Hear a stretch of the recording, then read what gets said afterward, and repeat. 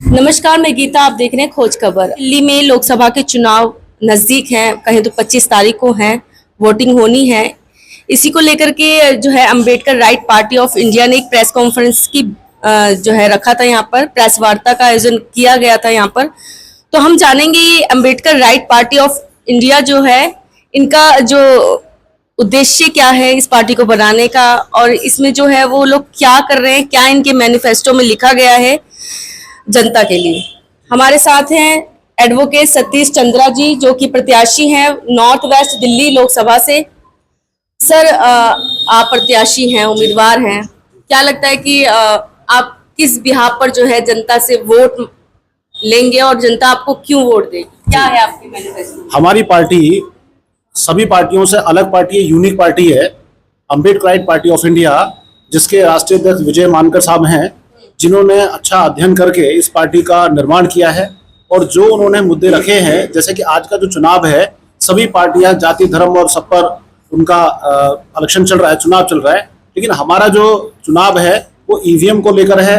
खासतौर से ईवीएम के का जो प्रणाली उन्होंने बनाई हुई है, जो चुनाव आयोग जो उसने अपनी नीतियां बनाई हुई हैं, जो सही नहीं है, स्पष्ट नहीं है, जिसके लिए हमारी पार्टी ने एक तो आरटीआई लगाई, पहले आरटीआई भी लगाई थी, जिसका कि जवाब हमें आज तक नहीं मिला।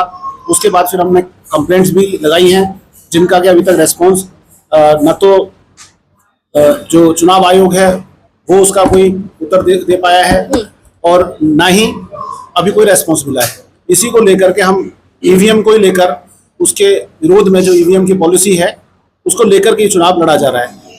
दूसरी बात, हम इस देश को प्रबुद्ध भारत बनाने का हमारा विजन है। बाबा साहब अम्बेडकर का जो मिशन और विजन है, ये पार्टी उसको लेकर के चल रही है।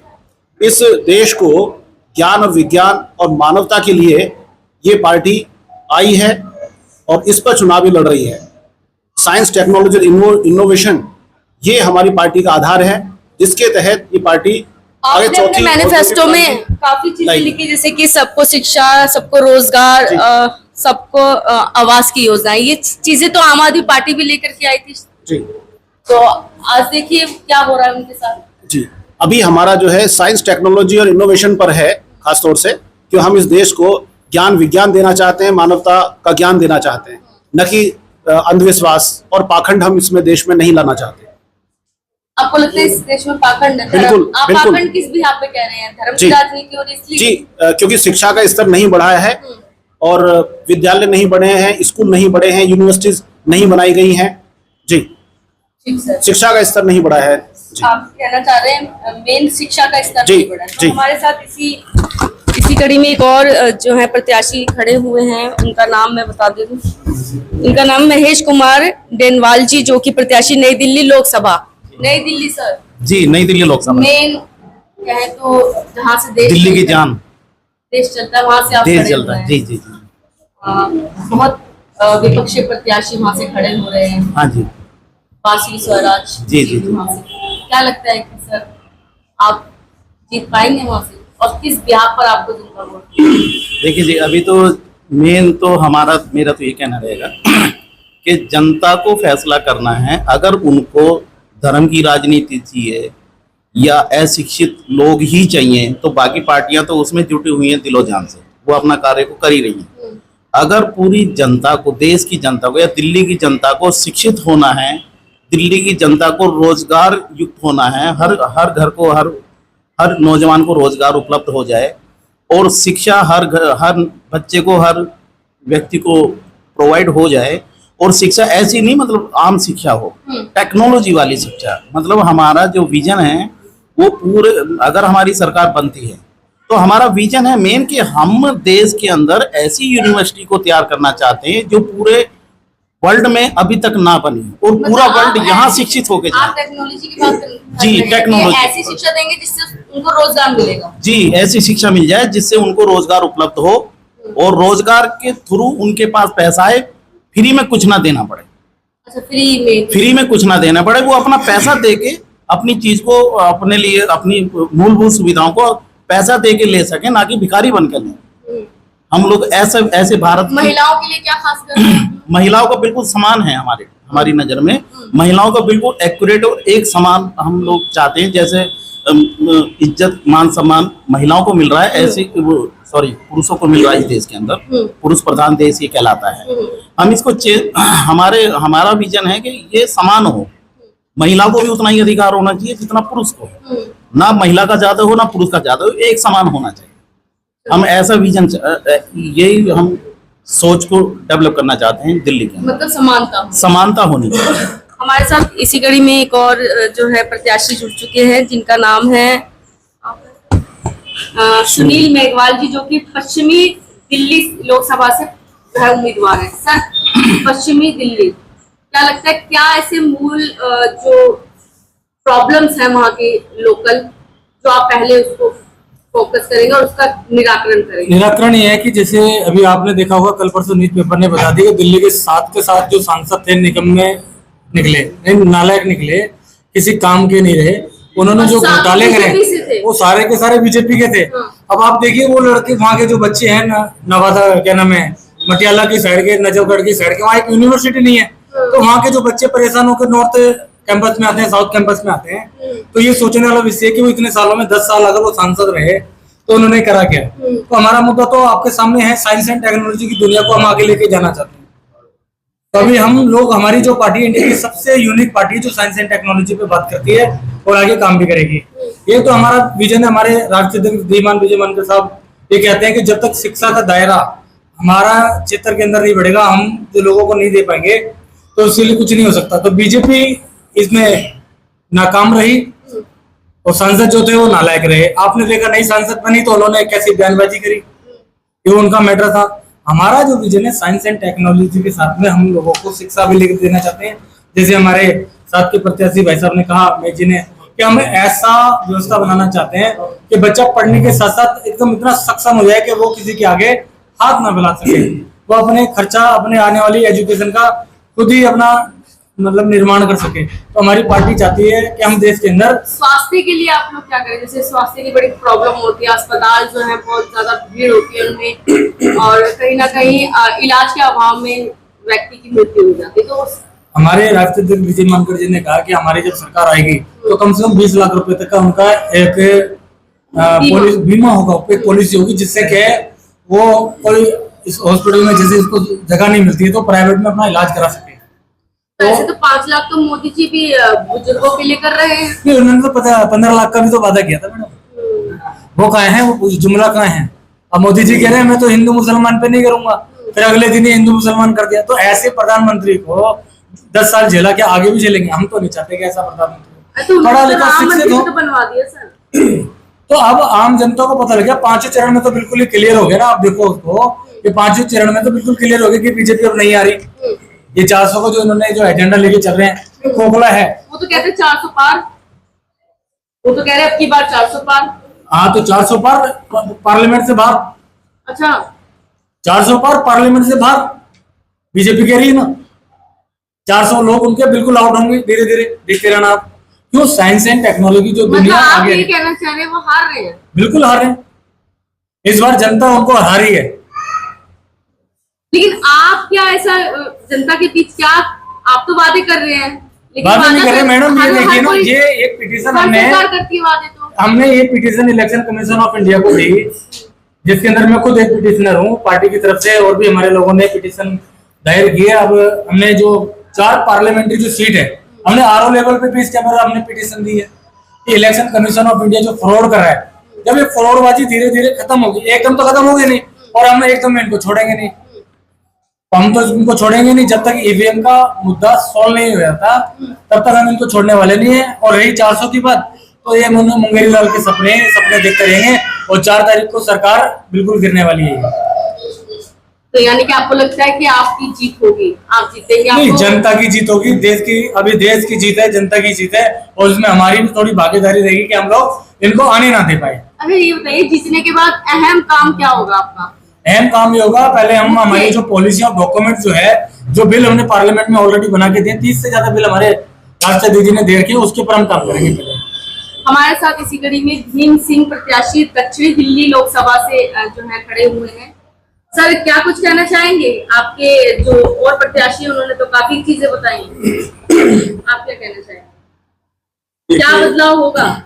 मेरा मानना है, जैसा भी लोग बात बोलते हैं, कुछ अभी मीडिया के कुछ लोग भी कह रहे थे कि ऑलरेडी पार्लियामेंट में तो हमारे ऑलरेडी 131 MP बैठते हैं, लेकिन जनता की आवाज कोई नहीं है ना। तो हमारा ध्येय रहेगा, हमारा मेन उद्देश्य रहेगा, अगर मैं पार्लियामेंट में जाता हूँ तो मैं जनता की, यहाँ का जो बहुजन है उसकी आवाज बनूंगा, उनकी आवाज को पार्लियामेंट के अंदर बुलंद करूंगा, जो आज तक MP लोग नहीं करते हैं, चुपचाप जाकर के बैठ जाते हैं। हम चुप बैठने वालों में से नहीं है। अगर जनता ने मौका दिया, क्योंकि हम फील्ड से जुड़े हुए आदमी है, धरती और जमीन से जुड़े हुए जमीन से जुड़े हुए व्यक्ति हैं आप लोग। मैं बामसेफ का जो ना कार्य करता रहा हूँ, जो ना सामाजिक संगठन का जो अच्छा, एक प्रॉब्लम और रहती है, जैसे कि कोई भी सांसद बनता है तो वो 5 साल तक नजर ही नहीं आता, चुनाव के टाइम पे तो नजर आते हैं।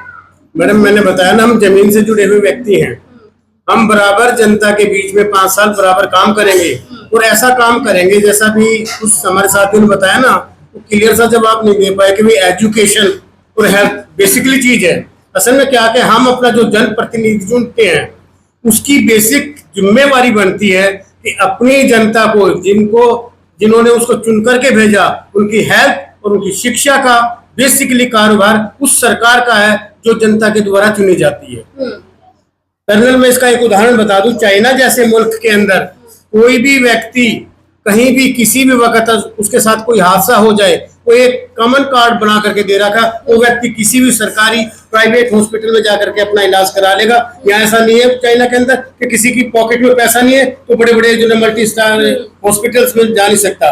ये चाइना की पॉलिसी मुझे सबसे बढ़िया लगी। ऐसा ही एजुकेशन के मामले में जो ना, लेकिन ऐसे तो सरकार ने आयुष्मान कार्ड बना रखे हैं, वो मैडम दिखावे के तौर पर है जो ना, बेसिकली जो ना आयुष्मान अगर होता है ऐसा तो ये जो लाखों मौतें हो रही है जो ना, आप प्राइवेट में इलाज कराइए, आयुष्मान की योजना के तहत सरकार बिल कितना देगी, उसकी भी एक लिमिट है।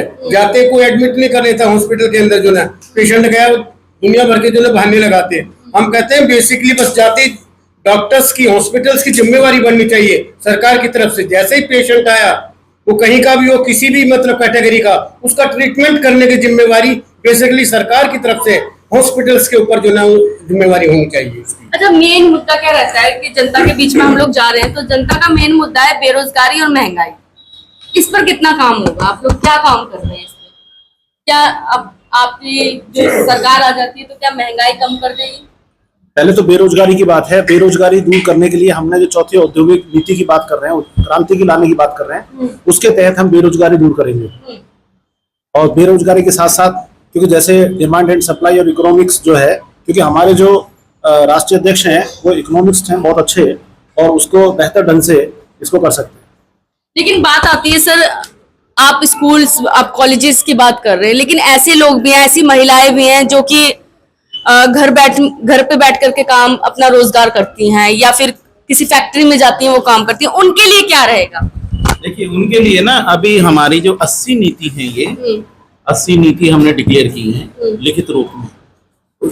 अगर किसी को, जैसे सपोज करो कोई किसी को रोजगार नहीं है, तो रोजगार नहीं है तो सरकार की तरफ से एक अलग से फंड बना के, और जो बेरोजगार लोग हैं हर सिटीजन को एक इतनी इनकम कम से कम दे दी जाए कि वो अपना जीवन चलन या जीवन यापन आराम से, उसमें गुजारा बच्चा आराम से कर सके। ये हमारी मेन पॉलिसी है। मतलब ये अगर हमारी सरकार बनती है, हमारी सरकार केंद्र में आती है, तो ये पॉलिसी को हम लागू करेंगे ताकि कोई भी आदमी कम से कम भूखा और प्यासा और अपनी जरूरत के चीजों को वो मुहैया ना करा पाए। ऐसी हम नीति को लागू करना चाहते हैं। तो जो आर्थिक रूप से कमजोर है उनके लिए आप? नहीं, सभी के लिए, जो चाहे अमीर हो चाहे गरीब हो, महिला हो या पुरुष हो, आर्थिक रूप से जो शिक्षित है या नहीं भी है, उसको रोजगार है या है तो अच्छी बात है। अगर नहीं है तो उसको कम से कम इतनी इनकम तो आ जाए कि वो किसी पे डिपेंडेंट ना रहे। अच्छा, किसानों का एमएसपी का बड़ा मुद्दा रहता है सर। एमएसपी, उनको एमएसपी नहीं मिल पा रही है। इस बारे में डॉक्टर साहब राजस्थान से है, बहुत अच्छी तरह से एक्सेल करेंगे। एमएसपी पे क्या हमारी सरकार ने कितने काम किए हैं, कितने प्लान बना के दिए, सर बताएंगे डॉक्टर। सर थोड़ा सा बता दीजिए, आपका परिचय जानना चाहूंगी। मैं डॉक्टर दशरथ नूनिया, मैं प्रदेश अध्यक्ष हूं Ambedkar party of India Rajasthan का, और दिल्ली का अभी मैं अस्थायी तौर पर प्रभारी भी हूँ। मैडम, अभी आज जिन मुद्दों के ऊपर चर्चा हुई है, सबसे पहले तो आपने एमएसपी का जो मुद्दा है वो उठाया है कि इसके मामले में आपकी पार्टी है वो क्या कहती है। केवल एक एमएसपी का मुद्दा ही नहीं है, एमएसपी तो लागू होनी चाहिए भाई। मिनिमम सपोर्ट इनकम जब तक किसी किसान को नहीं मिलेगी तो ऐसी स्थिति में वो उस जो कृषि है उसके ऊपर वो निर्भर नहीं रहेगा, और यदि कृषि हमारी खत्म हो गई तो फिर ऐसी स्थिति में हमारे यहाँ पर जो है भुखमरी है वो फैल सकती है।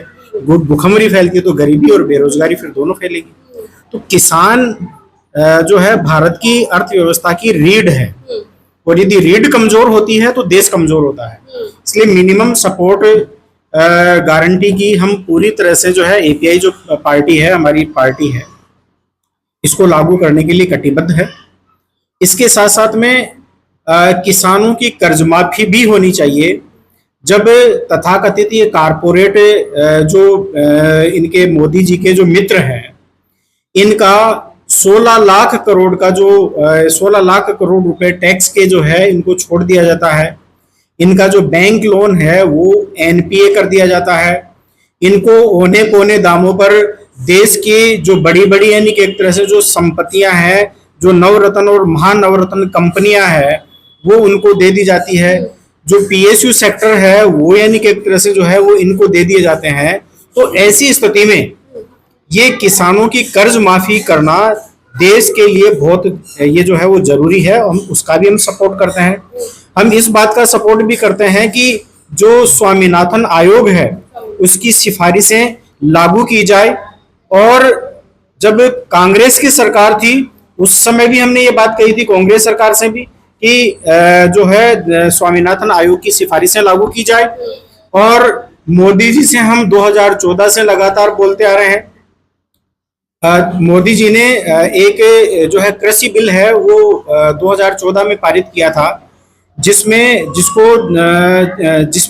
कुछ ऐसे गलत प्रोविजंस थे जिसको औने पौने दामों पर जो है किसान की जो संपत्ति है वो गिरवी रखने या खरीदने का जो प्रोविजन है वो उसमें था। तो हमने उसका विरोध किया। हमारी पार्टी के राष्ट्रीय अध्यक्ष श्रीमान विजय मानकर साहब के द्वारा इस बारे में किसान संगठन और सभी जो सांसद हैं उनको लेटर लिखा गया कि ये जो इस प्रकार का जो ऑर्डिनेंस आपने पास किया है वो गलत है और इसके ऊपर किसी प्रकार का संसद में लोग नहीं बनना चाहिए। सभी किसान संगठन है उसके विरोध में खड़े हो गए। और उस समय बीजेपी की जो सरकार है वो कहीं ना कहीं पर पूरी तरह से इतने बहुमत में नहीं थी, इसलिए उनको स्टेप वापस लेना पड़ा। लेकिन यही जो षड्यंत्र है उन्होंने कोरोना में जब उन्होंने आपदा में अवसर देखा कि अपने जो कारपोरेट मित्र है उनको फायदा पहुंचाया जा सकता है, और इसी कड़ी में उन्होंने नाम तो दिया 3 कृषि बिल, और वास्तव में वो कृषि बिल नहीं थे, वो कारपोरेट घरानों को फायदा पहुंचाने का एक सीधा सीधा उनका षड्यंत्र था। कम से कम साल भर तक किसान जो है वो दिल्ली की बॉर्डर के ऊपर, चाहे सिंगू बॉर्डर हो, चाहे शाहजहांपुर बॉर्डर हो, चाहे ये जो और दूसरी जो टिगरी बॉर्डर हो, यहाँ पर 1 साल तक बैठे रहे। 700 से ज्यादा किसान जो है वो आंदोलन करते हुए वो मारे गए। लेकिन किसान जो मोदी जी है उनकी कान में जूं भी नहीं रहेंगी, और अंततः लेकिन किसान यानी कि एक तरह से डटे रहे अपने हक और अधिकारों के लिए, क्योंकि वो सत्य और न्याय की लड़ाई लड़ रहे थे। अंततः किसानों की जीत हुई और मोदी जी को जो है वो पीछे हटना पड़ा। तो और ये कोरोना काल में भी यानी कि एक तरह से अम्बेडकर पार्टी ऑफ इंडिया ने, मैंने खुद में राजस्थान की जो इलेक्ट्रॉन बॉन्ड के बारे में क्या कहना चाहेंगे? जी, मैं इलेक्टोरल बॉन्ड के संदर्भ में भी ये कहना चाहूंगा कि इलेक्टोरल बॉन्ड का जो विरोध है वो सबसे पहले हमारी पार्टी ने किया, हमारे राष्ट्रीय अध्यक्ष उन्होंने किया, और इसको असंवैधानिक है वो बताया गया। बाद में एडीआर ने यानी कि एक तरह से इसके ऊपर बहुत अच्छे और शानदार तरीके से सुप्रीम कोर्ट में पैरवी की और इसको असंवैधानिक घोषित कर दिया। लेकिन इसका एक पार्ट है वो कंप्लीट हुआ। इसका जो सेकंड पार्ट था, क्योंकि हमने इलेक्टोरल रिफॉर्म के ऊपर 10 बिल है वो हमने भारत सरकार को दिए थे। उस समय जो पार्लियामेंट्री कमिटीज हैं उस समय यानी कि एक तरह से उनमें कुछ में डिस्कस भी हुआ, लेकिन आगे इनके ऊपर लॉ नहीं बना। तो इलेक्टोरल बॉन्ड है वो अपने आप में एक लूट है, चंदा दो और धंधा लो। इसके साथ साथ में एक वसूली रैकेट बन गया जो है भारत सरकार कि किसी भी यानी कि एक तरह से कारपोरेट, हाँ, जैसे शहजाद पूना वाला जो है जिसमें जो कोविशील्ड जो है वो यहाँ पर यानी कि एक तरह से जो है वो लगाई गई, और फिर किस प्रकार से जो है 52 करोड़ रुपए का चंदा है बीजेपी पार्टी है उसके खाते में दिया गया, और उनको जो है भारत में जो है उस कोविशील्ड का जो टीका है वो सबके लिए है वो लगाया गया, और उसके आधार पर आज भी जो साइड इफेक्ट हैं वो देखने को मिल रहे हैं, और बहुत सारी मौतें जिसमें ब्रेन हेमरेज की है या बीपी की है या शुगर की है, इस प्रकार की ऐसी हार्ट अटैक की जो प्रॉब्लम्स हैं वो हो रही है, और उसमें कई लोगों की जो जान है वो जा रही है। क्या मानते हैं कि भ्रष्टाचार अहम मुद्दा होगा? कि जिस तरीके से देश में भ्रष्टाचार, बिल्कुल मैडम, भ्रष्टाचार बिल्कुल अहम मुद्दा है। ये जो इलेक्टोरल बॉन्ड है वो भ्रष्टाचार को बढ़ावा देने का यानी कि एक तरह सबसे बड़ा कारण है, लेकिन हमारी यदि ये इलेक्टोरल फंड की अगर पॉलिसी को लागू कर दिया जाए तो इस प्रकार का राजनीतिक भ्रष्टाचार हमेशा हमेशा के लिए खत्म हो सकता है।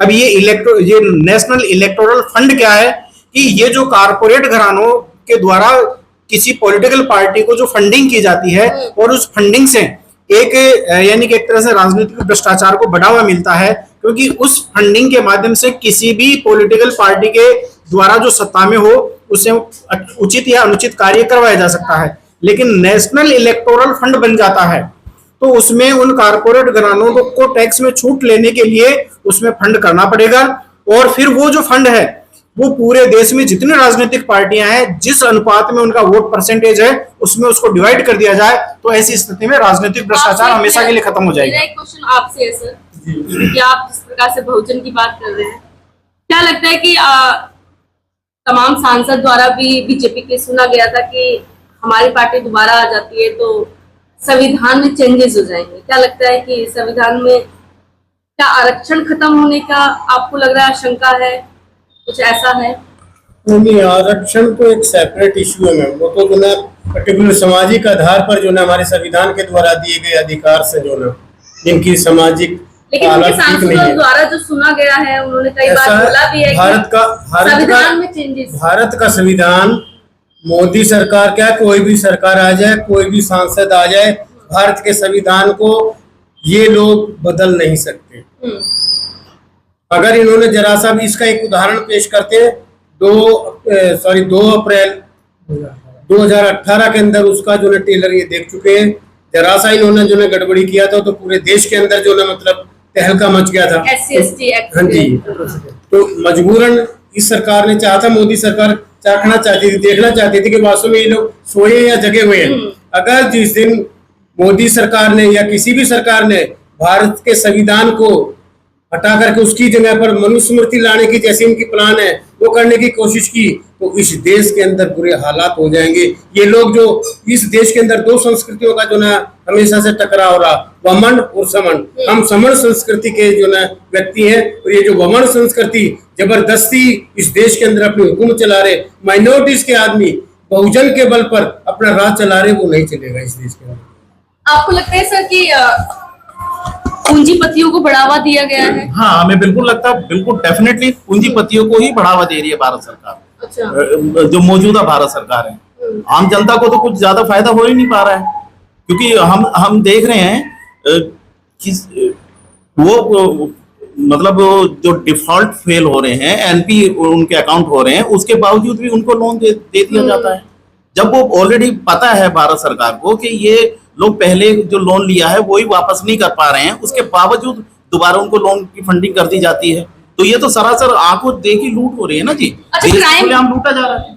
जिस प्रकार से दिल्ली की में आप 4 सीटों पे लड़ रहे हैं जी, तो दिल्ली में आप क्राइम की संख्या भी देख रहे हैं, क्राइम पे कितना लगाम होगा अगर आपकी सरकार बन जाए? हमारी अगर सरकार आती है तो पहले तो हम ये कहेंगे, हमारा ये रहेगा कि होम मिनिस्ट्री किसके पास जाती है, क्योंकि दिल्ली को संभालने के लिए होम मिनिस्ट्री का दबदबा बहुत पावरफुल होता है, क्योंकि दिल्ली पुलिस उसके अंदर में होती है और संस्थाएं उसके अंदर में होती है। तो हमें ये देखना है कि दिल्ली के अंदर अगर हमारी सरकार आती है, हम सरकार में जाते हैं, तो हमारा मुद्दा रहेगा कि दिल्ली के अंदर जो लगाम है केंद्र की तरफ से कौन हमारे पक्ष में करती है, हमारी बात मानी जाती है या नहीं मानी जाती। तो लास्ट में क्या कुछ कहना चाहेंगे? पहले तो मैं आपका चुनाव चिन्ह भी जानना चाहूंगा। जी, मैं थोड़ा सा बता देता हूँ। हमारा चिन्ह ये मैडम, ये हमारी 80 गारंटी नीतियां हैं, आम्बेडकर पार्टी ऑफ इंडिया के द्वारा सबसे पहले डिक्लेयर किया गया।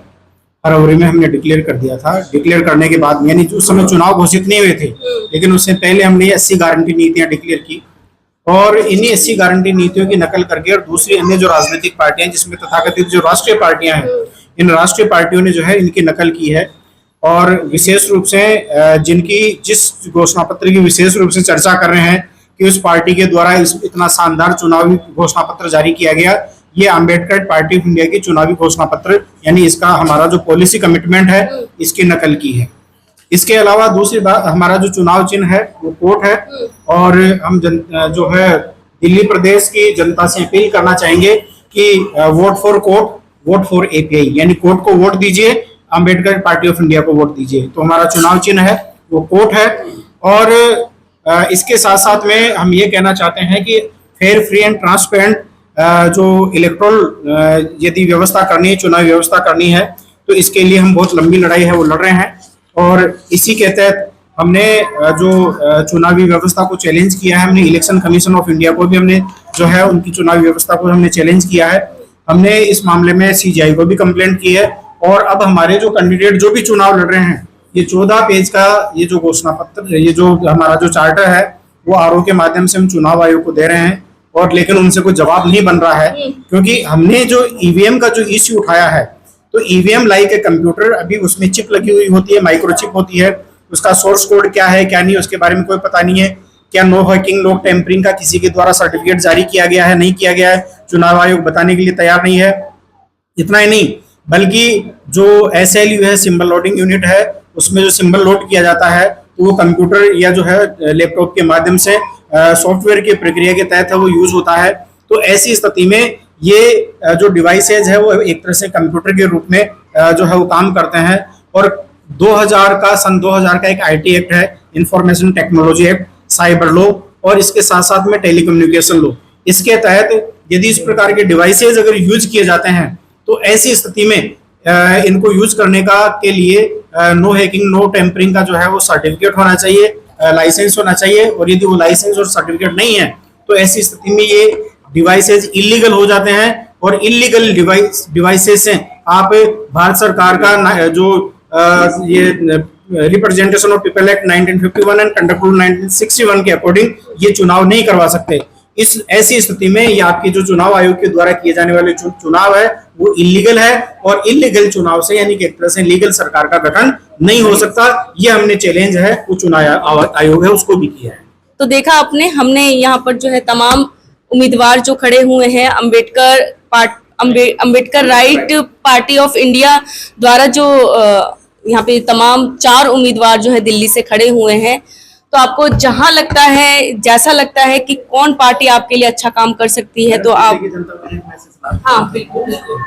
मैडम, मेरा कहना है दिल्ली की जनता से, अगर दिल्ली की जनता को ज्ञान, विज्ञान और मानवता चाहिए तो API को लाइए। ये देखिए, आपका अपना राइट है, आप किसको आप चुन सकते हैं, किसकी सरकार बना सकते हैं, ये खुद का अपना एक संवैधानिक हक है, अपना राइट्स है। तो आप लोग किसी की बातों में मत जाइए कि जहां लगता है आपको वहां आप वोट दीजिएगा, ये आपका खुद का राइट है। तो इसी के साथ आप लोग खोज खबर को देखते रहिए, खोज खबर को सब्सक्राइब, लाइक जरूर कीजिए। धन्यवाद।